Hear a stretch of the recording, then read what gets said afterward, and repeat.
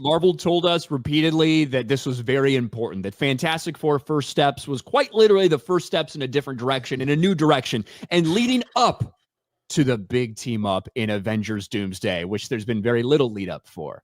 They very much told you that it was important to see this movie to get the lead up to Avengers Doomsday. Whether that's actually true or not sure.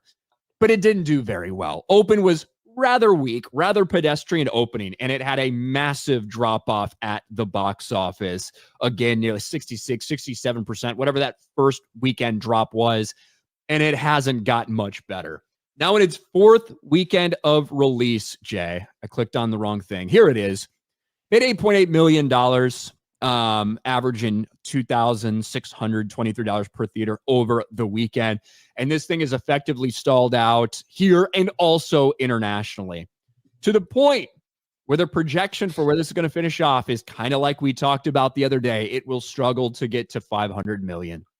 500 to 510 million right now is where it's being eyed at for a finale for Fantastic Four, which means Marvel is 0 for 3 at the box office this year. Embarrassing and pathetic.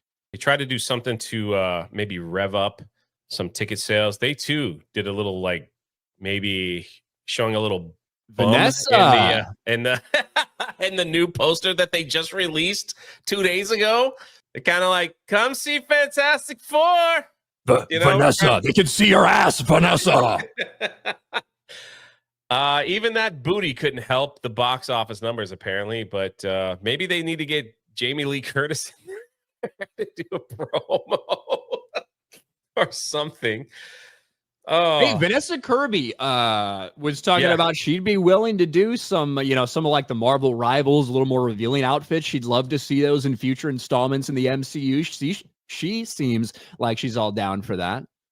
But yeah, it's bad, dude. And it doesn't matter how many fucking articles like this that get posted. Fantastic Four First Step surges past its third phase 1 MCU movie with new box office milestone.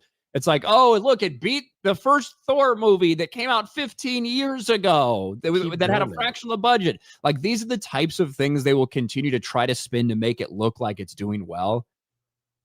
It's not. They keep doing that. They keep going way back in the past saying, we got to find a Marvel movie that it beat so we can put it in the headline. It's just, it doesn't help the cause, honestly. When you've had 37 fucking movies over 15 years and you have to go back to 2010 or 11 or whatever to desperately try to find one that did worse than it, it's wild. But that's how they cope with this shit. But hey, Jay, Bob Iger said it's all good, man. Bob Iger said the Fantastic Four, it's a successful launch of a new franchise, and we're just so happy and so excited. Do you believe Bob? I believe he believes his own crap smells better than everybody else. That's what I think.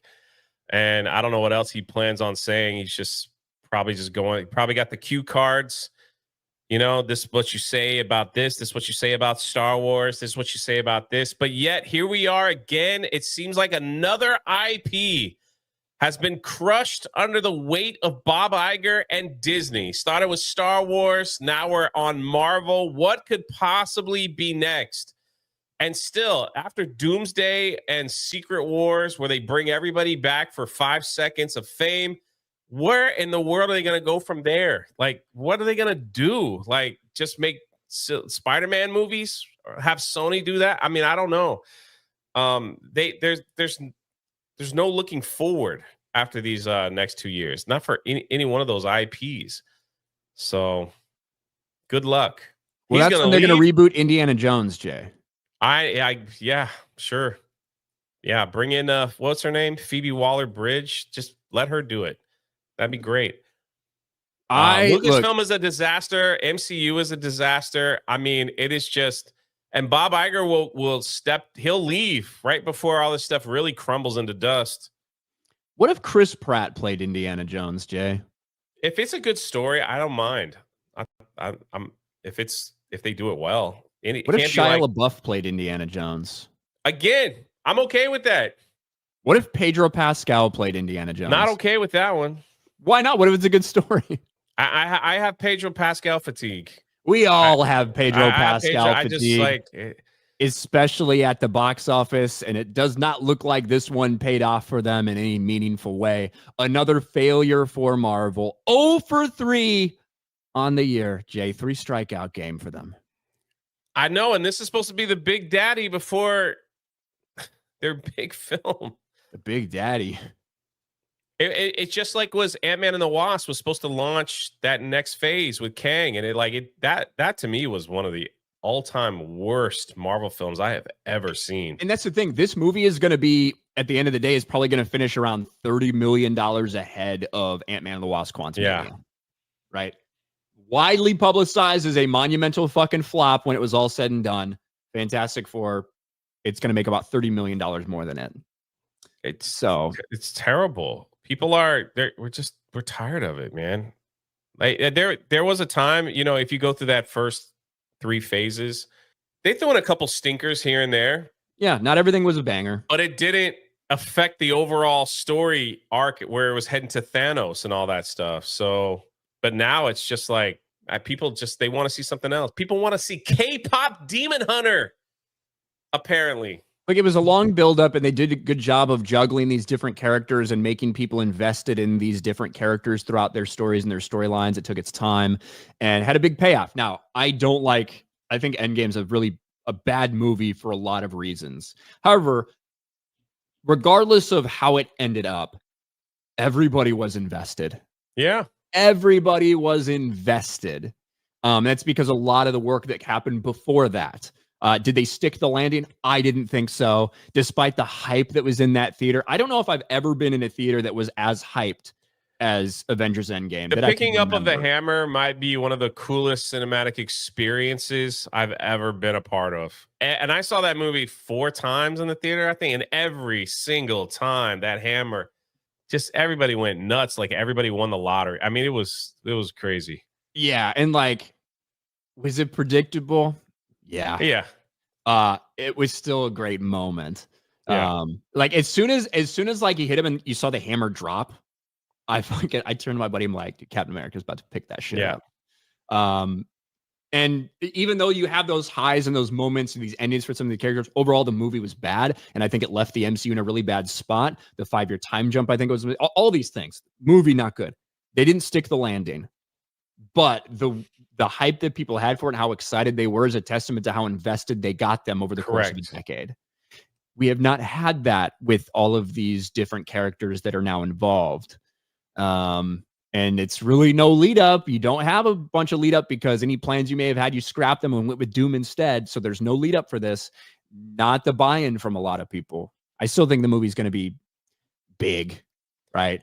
I don't think it's going to be a $600 million movie. But the problem is it's so expensive. I don't think $1 billion is going to break even for it. Right. It's almost like they'll spend the money if it hits $1 billion just to make it look good on paper. Like we'd lose money. Like no fucking around. This movie easily, in my opinion, is going to cost production budget only $500 million. And I say that because of all of the people that are involved. Salaries, man. And all the salaries. I mean, Robert Downey Jr. is getting what, $50 or $60 million, like just himself.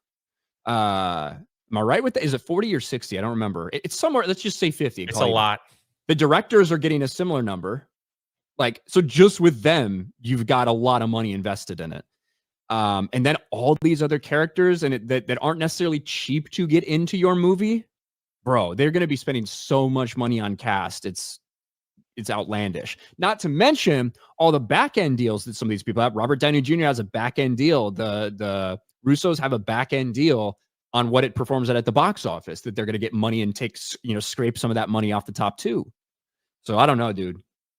It looks like this is a huge Hail Mary desperation throw that's not going to, I don't think it's going to save what they think it's going to do. I think they're hoping to bring people back to the theater, and it'll have a rebound effect that they'll continue coming back for like Secret Wars and whatever else they're going to put out. But there's just too much stuff going against it now. The fact that people know that the movie's going to come out on streaming in 3 weeks, 3.5 weeks, 4. And then if they wait 2 months, they can just watch it at home, probably on the streaming service that they have.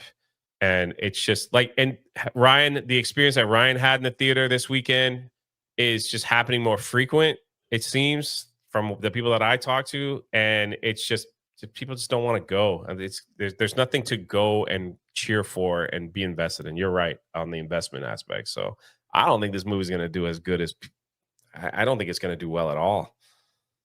Yeah, it's like, because we're sitting here talking about Jurassic World Rebirth, a mid-dinosaur film that outdid a Superman and a Marvel film in the summer, which is crazy to say. And I never thought that would be a thing.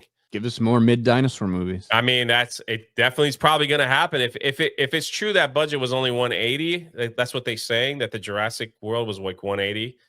So it's making money. So they're just like, let's just go get somebody and throw them in there and have dinosaurs chase them around. That's it. Get more dinosaurs, more chasing, more killing. Make it scary. I'll echo Steven Spielberg's notes. Make it scarier. That was like his only note that he gave. Keep it simple. It needs to be scary.